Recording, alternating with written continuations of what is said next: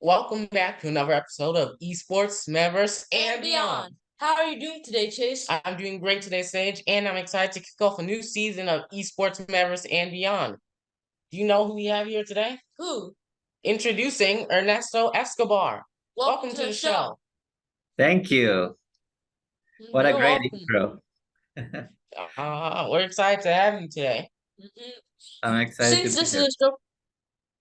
Since this is a show for gamers, we'd like to play a little game before we dive in. Are you up for a bit of fun? Yes. It's game time. Ernesto, if you had an unlimited amount of time and an unlimited budget, how would you create the ultimate video game? Oof. That's a great question. So I'll tell you, can I give you two answers? Okay. So there is one project that I would love to do, and this is one of the reasons I decided to take this job, because I'm hoping that it will open the doors for doing it. I would love to create a game for children in hospitals, like children that need to spend a lot of time in hospitals, to create maybe like digital twins of the hospitals where they're staying, to make the hospital a fun place and for them to kind of like play in the hospital and meet other kids that are in the hospital and kind of make something sad a little bit happier by kind of connecting people. So that's one project. And then I have another project that I just don't have the time to start yet. I'm hoping to do it in the next few years, which is a game where a grandma is the kind of the main protagonist, because grandmas are awesome. My grandma is super awesome, and I think grandmas need to be celebrated. And I haven't seen that many games about grandmas, so that's another kind of fun game that I would create. That's nice. Those are both some really good ideas, Ernesto. If you had the power of any superhero, what would it be and why? I am a Marvel fan. I think I like Doctor Strange, especially because I would like to be able to control time just to make more time. That would be a very nice ability to have. Good choice. I think he's one of the popular ones. I really like Spider-Man. I think him swinging across the streets is really cool. It is awesome. Thanks for playing. You just earned 800 points. For those who don't know who you are, can you tell the audience a bit about who you are and where you're from? Yeah, so my name is Ernesto Escobar. I have two roles. One that is new. I'm the director of game design, development, and innovation at Duke University. It's a new master's program launching this next year. And I'm also the CEO of a company called Fanatics XR. We are a game development studio based in Atlanta. Okay. We heard apparently rumor has it you have a law degree. Is that true? And if so, what made you switch into the gaming space? I do have a law degree, which is probably very unusual for people working in games. But maybe we need more lawyers to transform into game developers. That would be a better world. Yeah. But during law school, I started working on innovation and entrepreneurship, and I really loved it. So the way I got into games wasn't necessarily because I wanted to build games. It was because I wanted to build experiences for people. And the best way to build the type of experiences that I wanted to build was through the use of game technology. So it went kind of from law to innovation to games. Okay. What's your favorite game?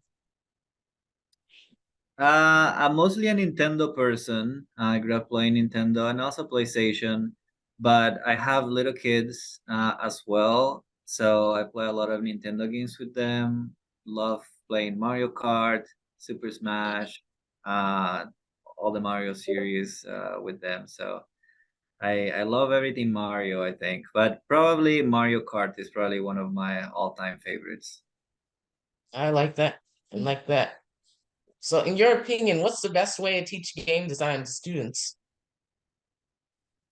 So doing games is something very practical. So it's just by doing them. And what we are trying to create here is a transformational educational experience. So right now there are so many amazing tutorials out there that anyone can really learn how to do games. And then you have game engines that are providing such an amazing software tool that is mind blowing that they are free. Like anyone can go and download them. So someone could teach themselves how to create like very high quality games all on their own. But I think in coming to a program, you have to offer more than just information. You have to create a setting where students can really accelerate that learning, where they can have a lot of depth in what they learn, and they can also simulate, working in a studio, like working in large teams across disciplines. So that's what I'm trying to create here at Duke, is creating a multidisciplinary program where students can work with people from other disciplines, a program where we are working on a game from kind of beginning to end, not just to a very nice demo, but actually publishing a game and everything that entails publishing, taking a game to market. um, and really trying to kind of replicate being in a studio and working as a team and making decisions and kind of facing challenges. So kind of creating a lot of simulating um, something more real and giving some pressure that is going to help students hone in their skills in a kind of very fast and efficient way. Okay. So, Ernesto, earlier in the interview, you said you are a professor at Duke. How long have you been working there? So I'm relatively new. I'm the inaugural director. Duke has had a few classes regarding games, but this is the first program that they have for game development. So I was just hired about a year ago, and I've been working in hiring new faculty, recruiting future students, setting up other administrative things. So I'm relatively new to Duke, and this is a new program that they're launching. Good job. Is it fun? It's a lot of fun. I'm very excited to have my students next year. Right now, I'm teaching a class, and I really love the student interactions. So I really can't wait to kind of have the students for our actual program and start working on games together. Mm. Ernesto, how do you foster creativity and innovation in your students? That is a great question. So I don't think that education in general allows students to fail as much, but in games, as you know, as gamers, you fail a lot, right? uh, Yeah. it takes many trials to kind of you know make a jump or do a perfect shot or the perfect lap in a race. So it takes a lot of failing to hone in your skills, but sometimes we don't do a really good job in education to do that. So we don't allow students to fail. We don't allow students to fail. They tend to be more reserved and take less risks, and therefore they're less innovative. So you're gonna have to create a safe environment like games do to allow students to take risks and fail, and that's how they innovate and try to do different things. So we'll try to create those safe environments for students to play around and know that it's okay if you don't get it right the first time. You just have to keep trying, and then eventually you'll develop the skills that you need. So that's how you Mm. innovate, by taking shots. Yeah, that's a great technique. Failure is always the first step to success. That's right. I know you're new, but do you have any memorable moments at Duke yet? Uh that's a good question. I can tell you, so like I said, I'm having a lot of fun with my students right now. Uh, so it's fun to actually be teaching and not just doing a lot of administrative stuff, which I've been doing a lot of. So just being with the students is really fun. I can tell you a different story because I am also, like I said, the founder of a small game studio and kind of building your first experiences. We did a flying broom virtual reality simulator was one of the first things that we built. And then just like when you bring that to people for the first time, it was like a really magical moments when they kind of saw like a VR flying broom. It's like that it's not something that you see every day, and kind of seeing people's expressions and reactions made it all worth it for me to kind of start going into this direction of creating my own studio. VR is still relatively new. How long do you think it will take before, like, generally a household might have a VR headset that their kids might be playing some VR games? So it is relatively new, but since I started in 2018 or end of 2017, 2018, uh, there have been some significant changes both in the cost, the weight, and what the kind of like the headsets can do. Like truly remarkable, very rapid progress. Um, so I think we'll continue to go on that trajectory. Headsets need to get a little bit lighter. They need to be cheaper, and I think people will buy them. I also think something that we're interested is kind of connecting, and not a lot of people are doing this, unfortunately. So most households will have like one VR headset, and not they won't buy one for everybody at the house. So I'm interested in connecting the headsets to other devices and still allowing people to play the same shared experience. And then you can rotate whoever has the headset. So I think we need more experiences like that for people to explore virtual worlds together, whether in VR or not in VR. I also think that AR may be something that kind of captures people by the masses before VR does, assuming that it's cheaper and more affordable, uh, or at least affordable to most people.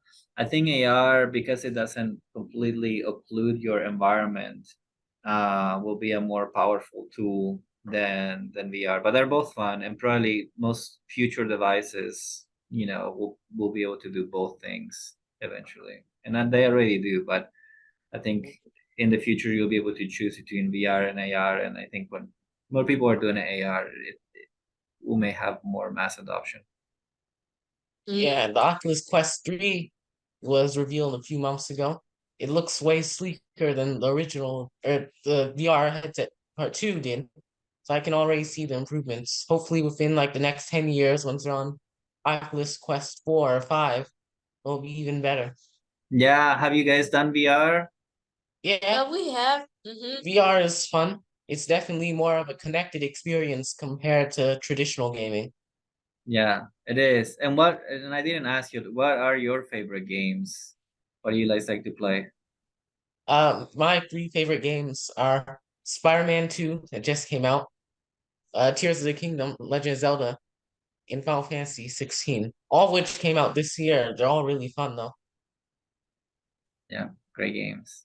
How about you, One of Say? my one of my favorite games is Mario Kart 8 Deluxe. I'm excited for a new booster pass coming out this week. And another game that I really like playing now is Sonic Superstars. That's a pretty fun game. Those are all fun games. Yeah. So, at Georgia State University, you taught entrepreneurship and now you teach gaming. How do you two work together? And do you think that we'll see more examples of them colliding, merging in the future? That is a really good question. So thank you for asking that. No. I think that there are similarities between entrepreneurship and game design. The main thing is there is it's about design and about good design. So good design takes into account your player or the user of your product, because at the end of the day, games are products that have users. So if you kind of see it through that lens, they're both very similar. And you need to think about your user and their journey in kind of knowing about your product, and then kind of from the moment they start using your product until they finish. And I think that kind of looking through that lens and designing for that kind of user journey, whether it being using something physical or using something digital or playing a game, is something that good designers need to do, either for startup products or for game development. So I think there's a lot of similarities in between. You take a lot of risks. You need to get a lot of feedback from your users, and you need to iterate a million times to make sure that your product or your game is right. So I think in general, people tend to use slightly different language for the two disciplines, but it's also, very similar. And sometimes many game developers, not all of them, are solo or indie developers. And as Mm-hmm. a kind of indie developer, you need to learn how to be an entrepreneur and learn the business side of things. So I was very fortunate to kind of have learned a lot of those lessons when I kind of launched my business, and it was definitely something very helpful. And even right now, for me in my job as the director of a game program, is also entrepreneurship, because the program didn't exist before. So we're creating a new product that it needs to appeal to people and it needs to satisfy their needs. And I need to hire people. I need to do marketing, like a lot of the stuff that you have to do when you do other products or when you develop a game. So a lot of kind of those entrepreneurial skill sets transfer to many different things. So I would encourage everybody to learn about entrepreneurship. That's very true. I can see those similarities.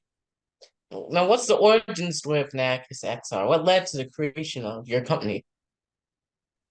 Of my company, yeah, so I started Fanaticus wanting to disrupt or kind of bring some innovation to the theme park industry. There is a lot of um, investment that goes into opening a new theme park.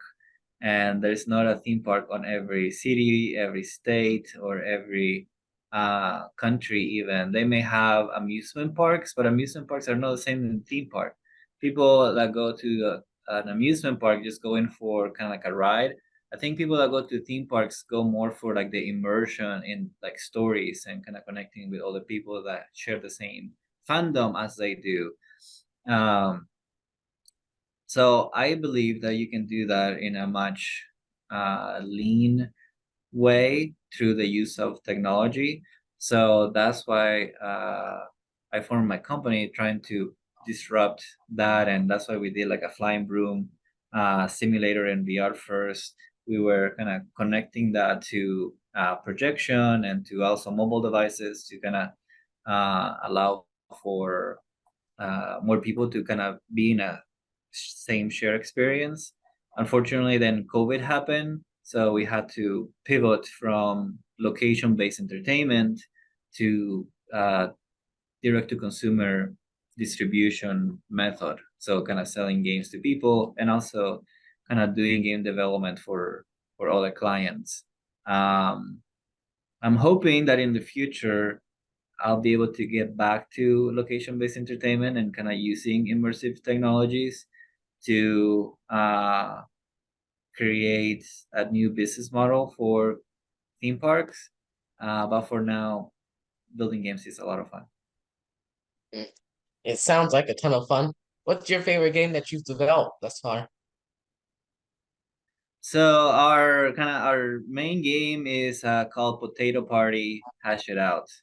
So it's a VR game. It's basically Pictionary in VR, but because you are in a three-dimensional space, instead of just drawing like you do in Pictionary, you can also sculpt. So people can then guess whatever you're sculpting and drawing and kind of mixing the two things together. And then what we did, which very few companies are doing, and I talked about this a little bit earlier, but we connected the VR game to a companion app, so 8 other players can join the VR player, and everybody can play the same thing together. So the mobile players are sending their guests, like they're sending the prompts for the people to draw or sculpt. Then they're sending guests. They're sabotaging each other and sabotaging the player by throwing things.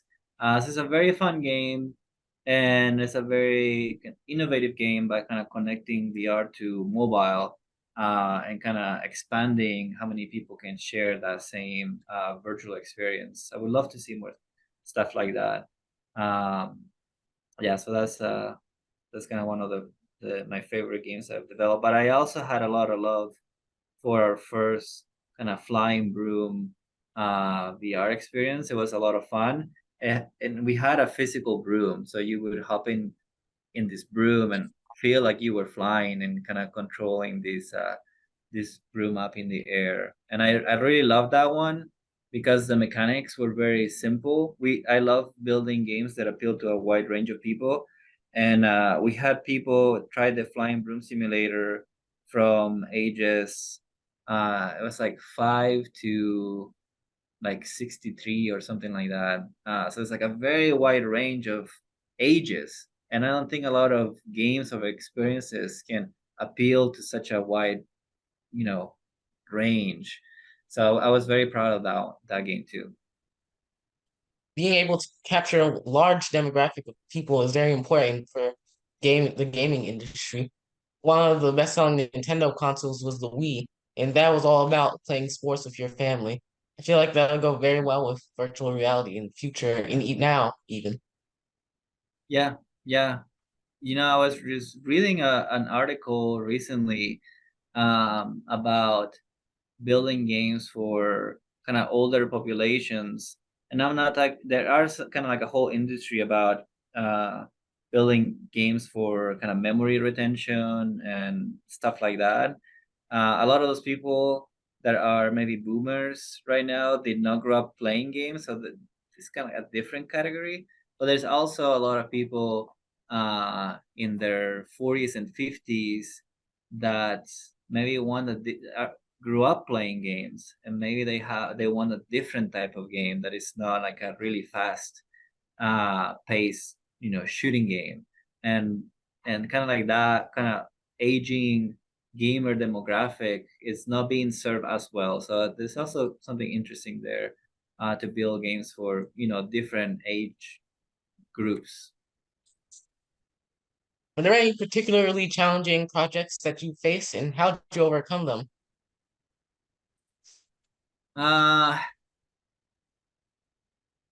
I think just going through the pandemic was hard for us because we were going into the location based entertainment. We had a prototype that was really fun and really good, and we had lots of connections, lots of research, we had technology, we had a business plan, we had connections, we had raised a little bit of money, and then all of a sudden, something that you've been working on for so long, for something completely outside of your own control, became a horrible idea overnight. Like meeting in person and kind of doing location based stuff. It was really hard, but we were able to adapt and apply some of the lessons that we had learned in those projects, and then create new games for ourselves and for our clients. So yeah, that was hard, but like we were talking earlier, you have to be okay with failure and kind of gather the skills that you earn and you learn through those failures, and then apply them to your next move.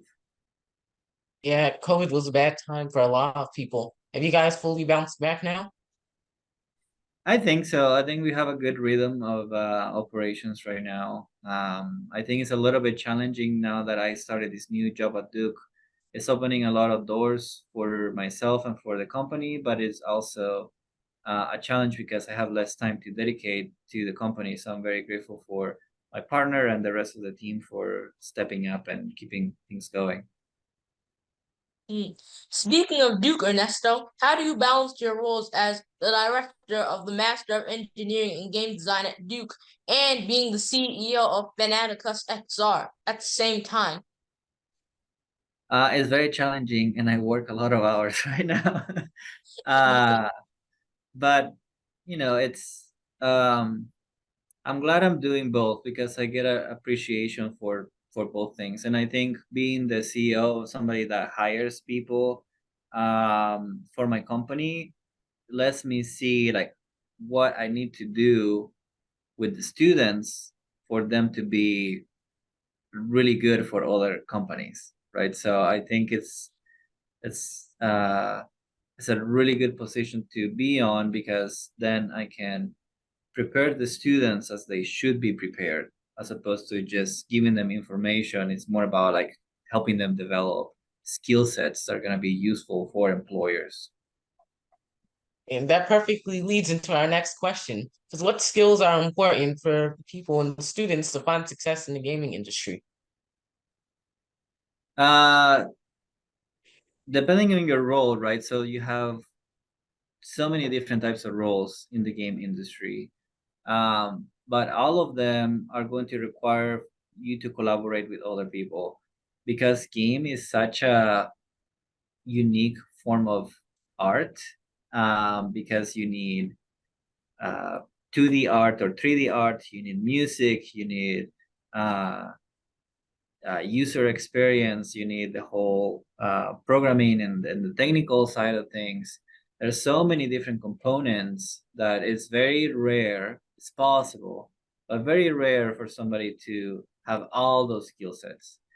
And therefore, you need to know how to collaborate with people outside of your discipline.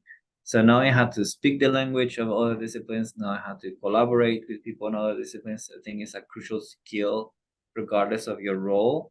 But also, you need technical skills. You need to know how to code and develop, and those are where there's a lot of jobs in that space in the game industry. Just a lot of technical roles, and that's kind of where our program is leaning towards.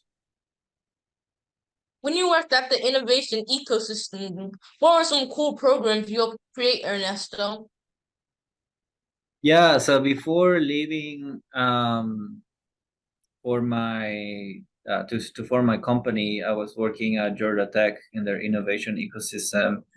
I work in a lot of different projects there. I did a lot of workshops and programs in innovation.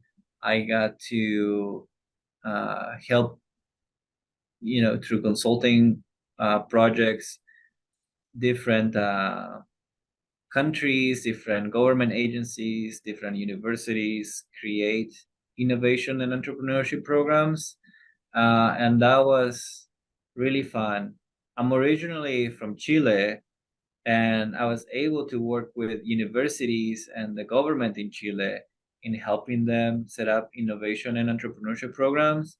And that was very fulfilling as well. Kind of be able to go back to my home country uh, and work with agencies and universities there. That was very cool and very fulfilling. Sounds like a really fun job. And this is a side question, but what's your favorite country that you've visited, excluding America or Chile? What's your favorite? Oh, I don't know. That's really tricky. I think I love a lot of countries. I was born in Brazil, so I'm also Brazilian. My parents are from Chile, and I mostly grew up in Chile. So I'm kind of Brazilian, Chilean. I'm also a U.S. citizen, so I have three citizenships, and I love all those countries. I also lived in Paraguay, for 2 years. I also love Paraguay. A fun fact I'm not gonna give you a favorite country because I've kind of lived in I love lots of countries. But an interesting fact is that I've visited most countries in the American continent, kind of from Chile and Argentina on the very bottom, and most kind of countries in South and Central and then North America. So I've visited almost everything in the American continent, but I've never been outside of the American continent. So Mm. it's an interesting fun fact. I'm going next year to England, so that'll be my first time going outside of the Americas in general. It sounds like you like to travel, Ernesto. Yeah, I do like to travel, and I've been able to travel for fun and also for work in the past. So that's been fun. Bench, I think it's your turn. Uh, well, for those listening, what can students do to make themselves stand out in the game designing field? Wait, can you repeat the question again? For those listening, what can students do to make themselves stand out in the game designing field? Um, for the people applying for our program, for example, we want to see a combination of skills. We would love to see people that have some technical skills, and that is defined by knowing how to program or code. Um, when they get here, we're gonna teach them how to do it in C++, which is one particular language. But before they come, we don't care about what language they know how to program in. We just kind of need them to know the basics of what programming is. We also want them to show some passion for the game industry. Like I said, there are a lot of tools available nowadays that you can start teaching yourself how to do it. So I think you need to have some passion, and there are some truly amazing and remarkable people that have been able to do games all on their own, even without formal training, or other people doing all their very interesting things using game tools or game kind of technology that is just really mind blowing. So, but it's all about kind of like the passion, the dedication, the kind of failure, like we were talking before, and then just keep trying. So I think for people to stand out, they need to um, just work on their projects and kind of just keep digging deeper. For our program, we want to see uh, students from different disciplines, but with kind of like a core knowledge of development. Mm. And speaking of indie games, the indie space is booming right now. Do you think it'll continue to grow, or has it reached like the peak of growth now? That is a very interesting question. I don't think it has reached the peak, to be honest with you. I believe that I believe that it will continue to get easier for people to build games because the tools will be able to be used by a wider range of people. I'm hoping that they make them easier for people to use. There are more distribution channels for people to sell their game on. And there are more people like you guys who are very smart and very capable of creating games.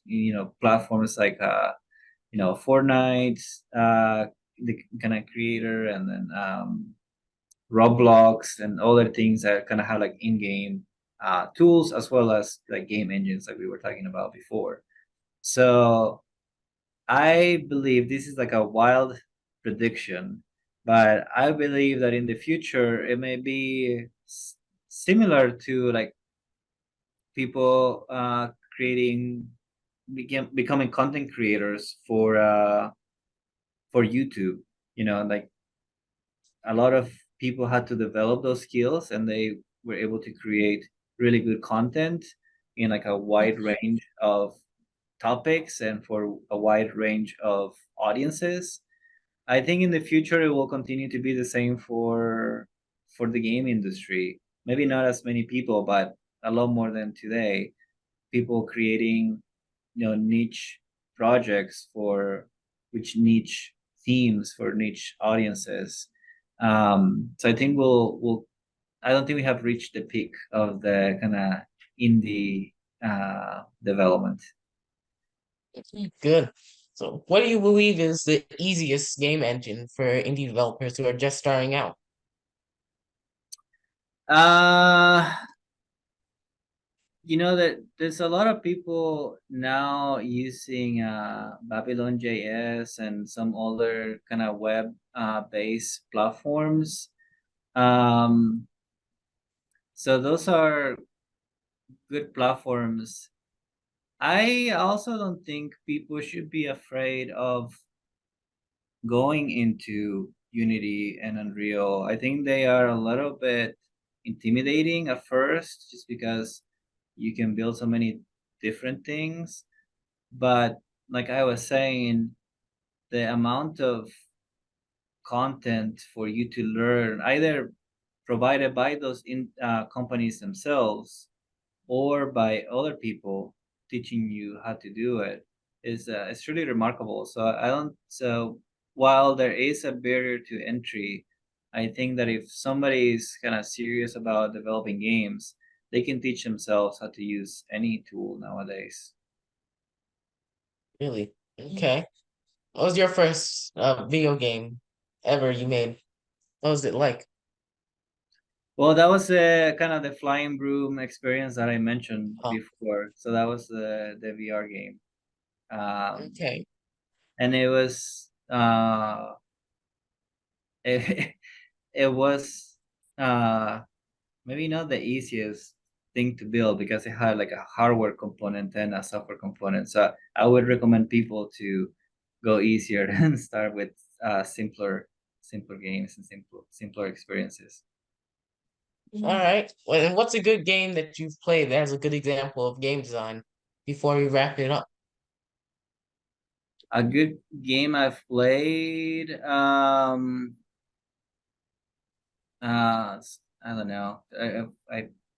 I both play a lot of games and I also don't play enough because there are so. It's an interesting dichotomy, um, where there's so many games out there, and now my role, I feel like I should know all of them, but I think it's impossible for anyone to know all. There's like thousands and thousands and thousands of games. I feel like I'm always behind knowing like the newest game. Um, so I'm always trying to just at least watch trailers and game, you know, playthroughs just for me to get a sense. It's kind of like impossible to keep up with all the games that everybody's building. I think the last game I just finished, which just came out, but I love playing with my kids. We got Super Mario Wonder, and we already beat it together. So that was fun. I think Nintendo keeps innovating with some gameplay mechanics. Something that I really like about that game was how if people have not played it, is that they allow you to choose different badges that do different things, both kind of like for your power in terms of like how high you jump or how fast you run, but also some things that modify the the actual stage, making it easier for you to navigate, or also making it easier for you to find things that are hidden. But you can choose to use those or not. But they kind of have incorporating that selection in a very simple way into gameplay. So I thought that was very brilliant how they did kind of they allow you to adjust the difficulty level of your game like very instantly, very visibly. So I thought they did a really good job with that. You can make it hard on yourself or you can make it very easy. So it kind of appeals to a wide range of people and they make it really easy to make that choice. Super Mario Wonder is a well-crafted game. So for Yeah, I parents and mean, children, this. For our parents and children who are listening, what final piece of general advice do you have to share, Ernesto? Oh, that's such a great question. Thank you for asking it again. I You're think welcome. I think parents need to play more games with their kids. Uh, Not just to have fun together and to connect, but I think there are a lot of good conversations about different things that you can have with your children when you're playing games. Um, so I think, a lot of times many parents kind of feel this disconnection and kind of see games as kind of this negative thing. And I don't think that kids need to be playing games all the time, all day long. But I do think that more parents should be playing games with the kids and kind of talk about things and learn things together through video games. So yeah, my piece of advice is for parents to play more games with their kids. That's some phenomenal advice, Ernesto. Yeah, thank you. Our conversation today was wonderful, and you've given all sorts of good advice and wonderful topics for us to discuss. But before we go, how can people connect to you online and find out more about Fanatics XR? Yeah, so people can connect with me on LinkedIn. I think that's where I'm most active. So just Ernesto Escobar. You can find me on LinkedIn. Also, you can find me through Duke or Fanatics XR. So depending on what they're interested on, and they can reach out to me through all those different ways. All right. Well, thank you and the audience for joining us in today's episode of Esports Metaverse And beyond. Bye. Bye. Thank you, guys. Thank you.